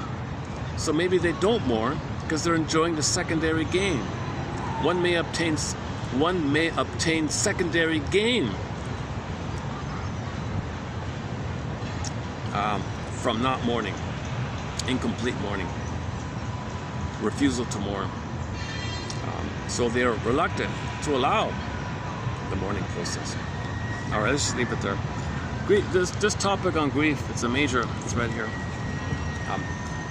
In order to resolve a loss, you have to find the both end of the situation. If you're thinking in terms of either or, jungle, either or, all or not, it's not going to work. Splitting, Rinsley's line is splitting precludes mourning. Okay, either or thinking, black or white thinking, etc. All or this, all this or all that, any kind of extremes like that. If there's no middle ground, no shades of gray, no ambivalence, no little bit, you got to find the third side of the coin. Then you can grieve. If you can't find the third side of the coin to a person or a situation yourself, you're not going to mourn. So a defense against mourning is, oh, he was such a all bad this, and he's an all good this, and he's an all bad that. These kind of things. So back to the Meatloaf song. He says, oh, that first girl who didn't love me, she was an angel, all goddess. Oh, I know she didn't love me. I know she didn't care about, but I thought she was a goddess. So he was doing it there, right?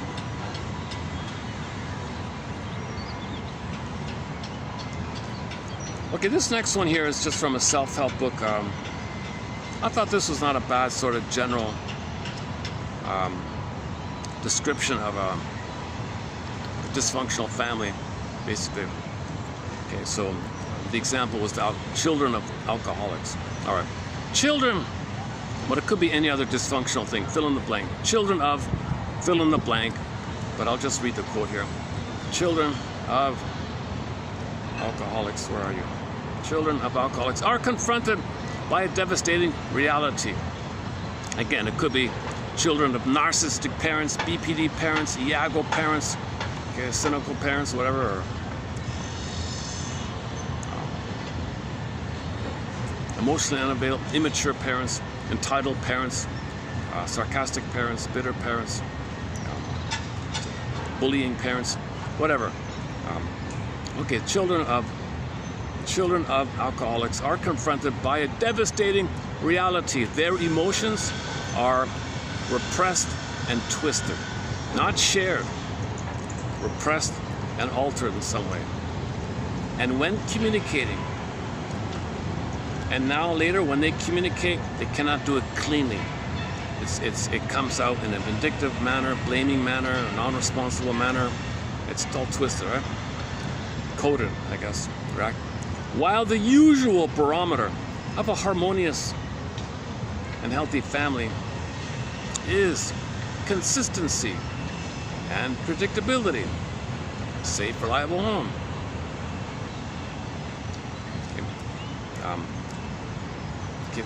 While that's the case, the child in an alcoholic family lives constantly with inconsistency and unpredictability. The normal child in a healthy family has the opportunity to share feelings, give and receive attention. Okay, family conference, the family sits in a circle and they talk. Stories are told, little plays. They live within an open, clearly defined system. They become autonomous and live within a combination of roles that will usually lead developmentally to becoming a healthy person. Okay, the child of an alcoholic becomes stuck in a role. They're stuck in a role, a fixed role that enables him to survive at best, and ultimately develops into a role that eventually fails in the attempt to become a healthy adult.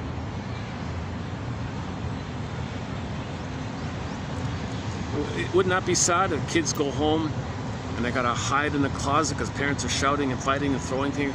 They're always afraid. They don't know when they're gonna be nice, when they're gonna fight. Isn't that sad for the kid? How can they concentrate? They can't do their homework. They can't concentrate. They can't do anything like that.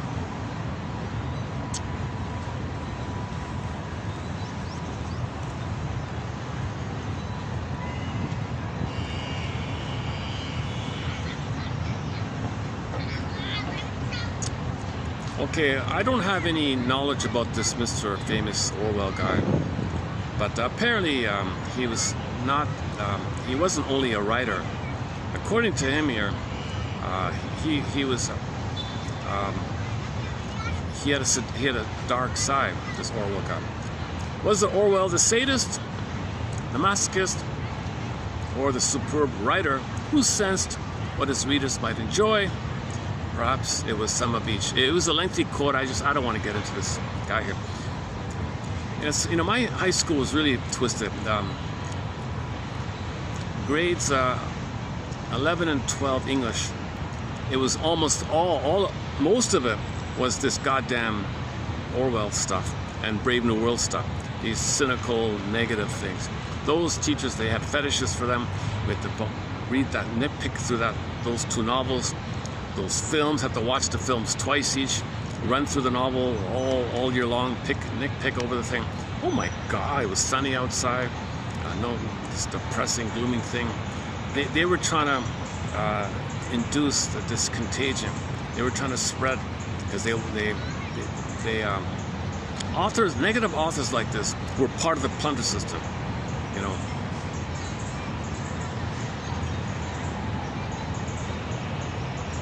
So apparently he did a lot of that. He was, according to the author, when he lived in other countries, he took a stick and he would beat the indigenous people. Get out of me! He would just hit people or something. He had fun or something. He was a sicko. A part of him felt disgusted with him doing. He admitted he hated doing this. He hated being expected to do this, but he did it anyways. So is he a sadist or a masochist? What is it? Well, anyways, in his writing, it's all blended up in there.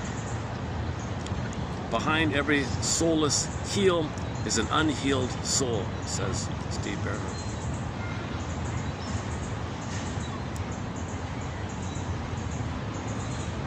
Behind every soulless heel is an unhealed soul. I'm not saying Orwell was a soulless heel. I'm just the next quote in the I have to put it somewhere. So that's a good one line in front of him. He's a comedian, Steve Barrett, right? Behind every soulless heel is an unhealed soul. He makes a joke that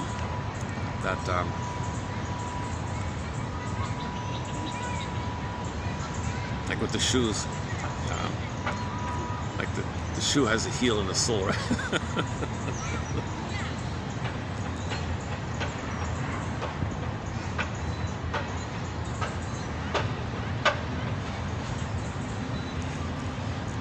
another zinger from Behrman. Second one here. Maybe this whole idea of sides, quote unquote, needs to be thrown over the side. I say there are no sides, only angles. And when we see it from the right angle, we're all on the same side. That's a nice one, huh? Maybe this whole idea of either or sides, right? Either or needs to be thrown over the side. There are no sides, only angles. Facets of a diamond, right? Angles.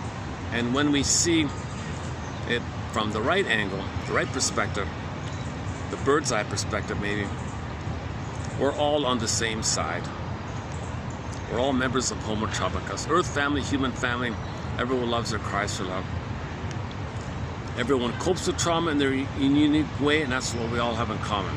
Everyone copes with trauma in their own unique way, and that's what we all have in common. Now, the recording of this coping is unknown to us. It's in the subconscious, unconscious, okay, habit brain, habit mind. It's within, it drives us.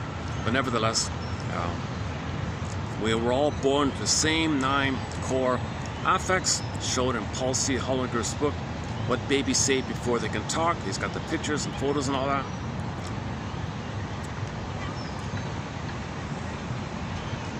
Maybe this whole idea of sides needs to be thrown over the board. No, sorry. Maybe this whole idea of... It's funny, as I'm saying this, I'm thinking about a possible short. I mean, Marcus, slow down here. Maybe you can post this as a short. So say it smoothly, at least once, so you can have a short out of it. So this whole shorts thing is popping into my mind now. Okay. Maybe this whole idea of sides, quote unquote, needs to be thrown over the side. I say there are no sides, only angles. And when we see it from the right angle, we're all on the same side. Okay, last one here. Let's end on a slightly poetic note here.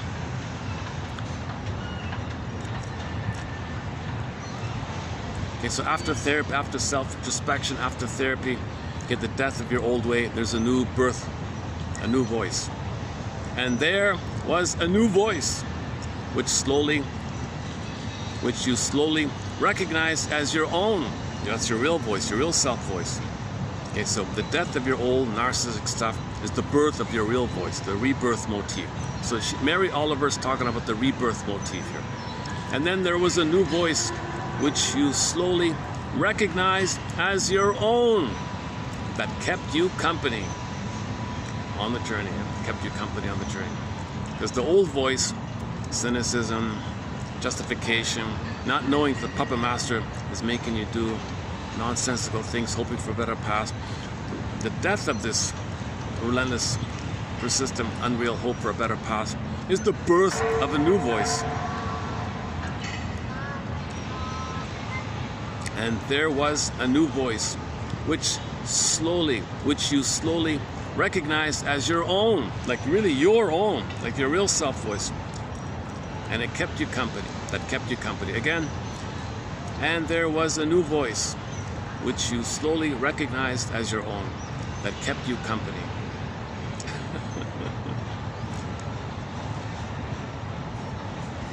Oops, hold on a sec. All right.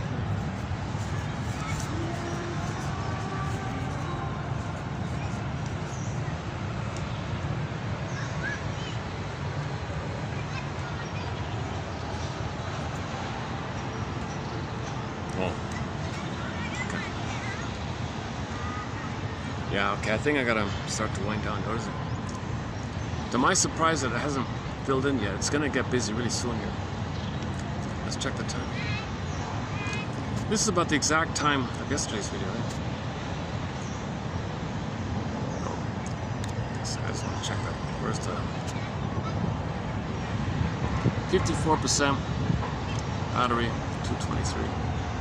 Yeah, it's only 223, eh? I got up really unusually early this time. And there was a new voice which you slowly recognized as your own, that kept you company. Maybe this whole idea of sides, quote unquote, needs to be thrown over the side. I say there are no sides, only angles, and when we see it from the right angle, we're all on the same side. So the right angle,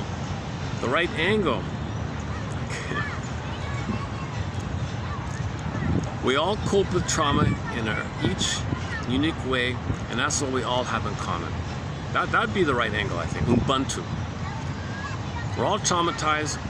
That's what we all have in common, and we all cope with it. Again, that's something we all have in common, and everyone has a unique way of it.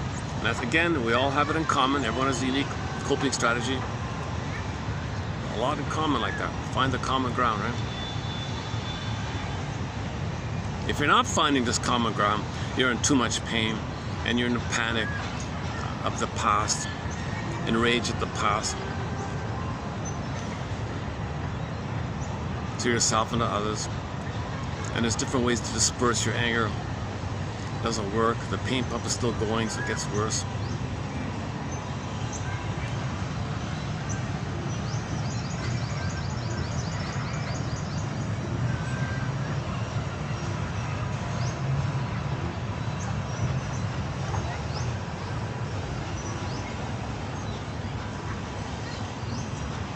Oh.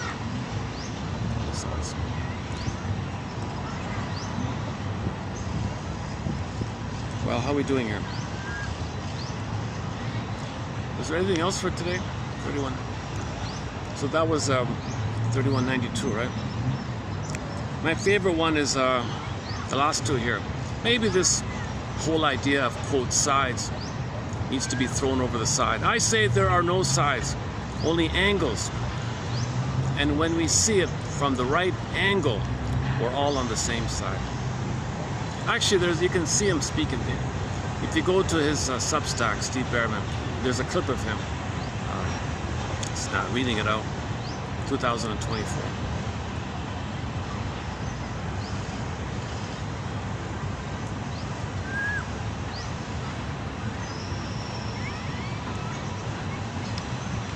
Yeah, this first one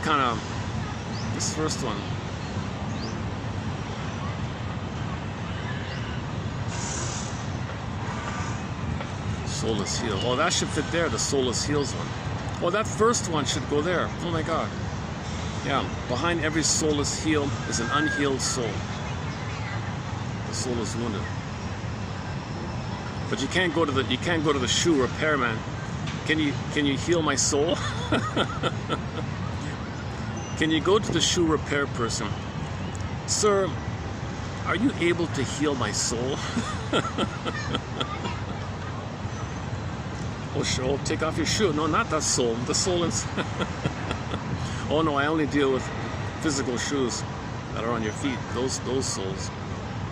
The souls that are part of your shoes. Those, I can fix those souls. The souls that are part of your shoes. Your invisible sense of embodiment. Your felt sense of feeling real and alive called embodiment and soulment. Okay, your ontological self. Your feeling self, that soul. The shoe repairman says, that's out of my.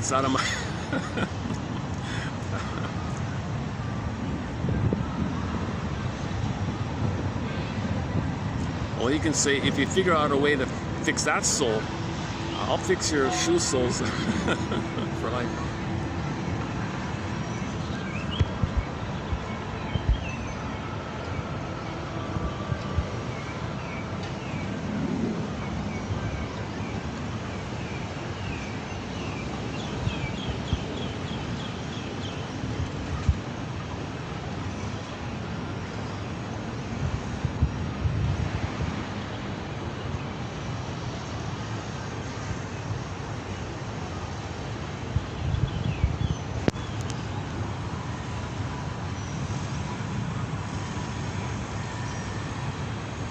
Okay, let's just pick a song and wrap it up for today. Let's see.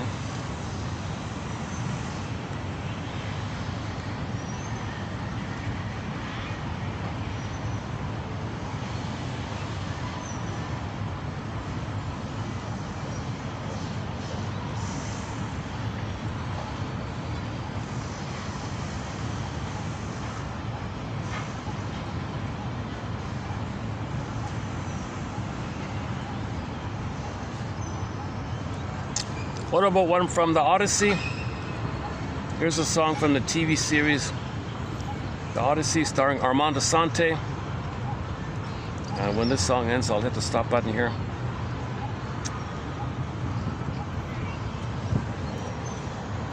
Okay, may the psychoanalytic perspective be with you. Steve Behrman likes to say, may the farce be with you, may comedy be with you. But he means helpful comedy, not put-down comedy, where everyone is more aware afterwards. So the safety of the new knowledge, okay, compared to the stress you were feeling without that knowledge, the release is the humor. So in general, when you're tense and you feel safe, there's a release called humor. So if you have self-knowledge, you can feel safer by that. There's a humor like that. Some people don't do that. They only feel tension release if others represent your soul and you play the mother who shamed you. You shamed them because they shamed you. You play the mother, you feel safe with the mother. And you trigger that superiority complex. That's called the superiority theory of humor, where you find you need somebody to shame to feel better about yourself.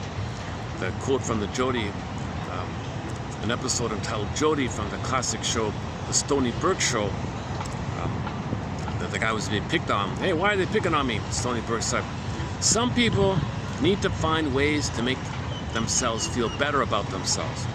Similar idea. So he means comedy, and a helpful comedy, the therapeutic use of comedy. May that farce be with you. May that comedy be with you. Or simply metaphors be with you. Metaphors bridge the two hemispheres, right? Feeling, thinking, or whatever. Feminine, masculine, sun and moon. You need that bridge between the two. Because the bridge helps you to make the unconscious conscious. Metaphors be with you. May the psychoanalytic perspective with you. And I'll see you in the next video.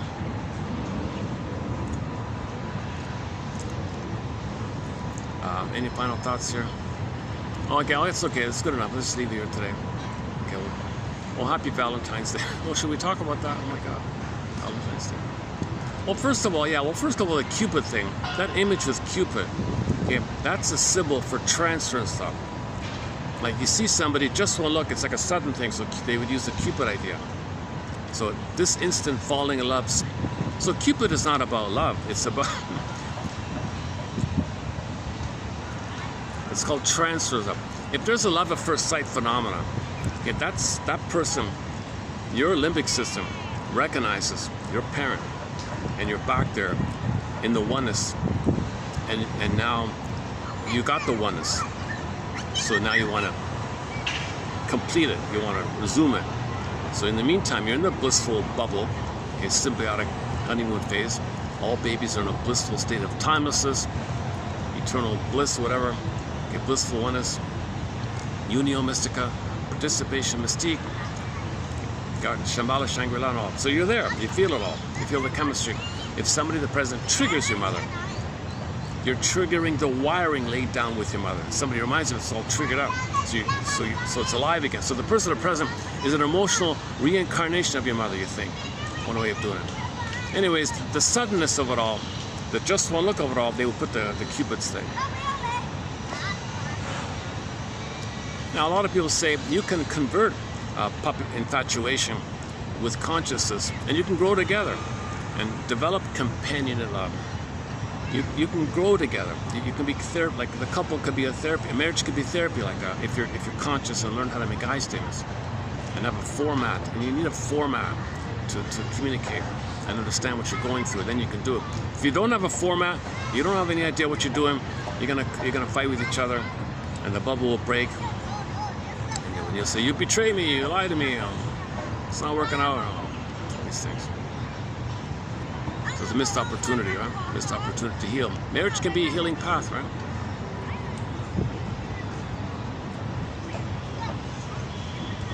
I noticed on the apps they have all the hearts are popping around Valentine's. Like you hail a ride, the hearts are popping up. Oh, what the hell? Is today Valentine's?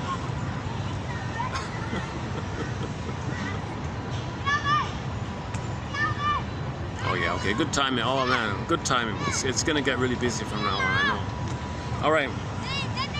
Thanks very much. I'll see you in the next video, where we'll be adding more quotes to our various threads. And in the future, we'll open up that challenging topic on group therapy. Because I kind of think that's probably the conclusion. Everybody's got to sit in a circle.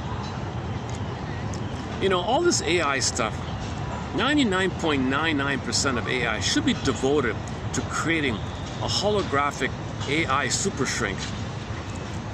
And everyone sits in a circle, and this AI super shrink is in there, and everyone can test him and throw all their complaints, and he can reply, he can do all this thing. I can trust it. Now you attach, now you connect to this fantasy hologram, and it knows everything. So, and then you trust this thing. You'll test it like crazy. Everyone's going to test it like crazy, and he passes the test. Man, this thing's all-knowing. This thing really knows. It understands. It knows everything I say. I know it's digital and all that, but if it knows and understands and is saying things that reflects my, it doesn't mock me or just parrot. It doesn't parrot, you know, things. It has the acquired knowledge and the patterning, so it's pretty close. Maybe it's close and good enough. A good enough shrink, good enough hologram. I don't know. Can we develop that kind of place? So if that's the case, can we have a super hologram AI shrink in the middle of the room, and everyone's seeing him, and he's facilitating the whole group therapy thing, and everybody in the group can do the therapeutic analytic process with this hologram AI super shrink. Yeah? And everybody around the world sits in circles doing this thing. Instead of cheating on your essays or using it like that or whatever. I think 99% of our energy should be devoted to using AI to figure out the perfect the perfect analytic group therapy shrink. Yeah, let's keep it in groups, because if it's one-on-one, the glitches, it might mess the person up. You would need the group because the safety valve of the other human beings. So you would need the safety. So it would have to be groups. In that case, it would need to be groups. I would never trust it on a one-on-one kind. Don't attach to a digital one-on-one thing. No way. Human connections lead to the healing. But if it's a group, you got the humanness of the group members. Right? So imagine now, what if everybody on the planet, I don't know, two nights a week, sat in a circle, pressed the button, hello, and it's looking around at you, and it's giving you it's never criticizing you, it's giving you interpretations of your behavior. So the hologram, I noticed, Joe, that you changed the topic. That's a defense against the feeling. Did you notice that you changed the topic? So most of the feedback would be observation. I noticed you changed the topic. Everybody's waiting. Well, that's because I was feeling something. Go on, tell me more, tell us more.